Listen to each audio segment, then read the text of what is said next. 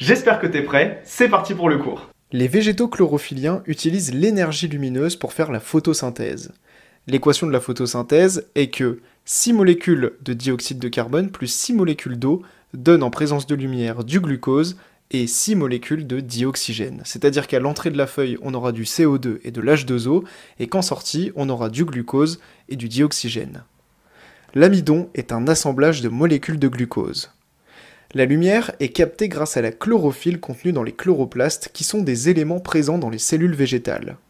Les végétaux sont les premiers producteurs de matière organique, ils convertissent l'énergie lumineuse en énergie chimique qui est indispensable pour tous les êtres vivants. Lors de la respiration de la cellule, le glucose est dégradé, c'est-à-dire qu'il est transformé en molécules minérales comme le CO2 et l'H2O. Des molécules d'ATP sont aussi créées, et ces molécules stockent l'énergie libérée lors de ces réactions.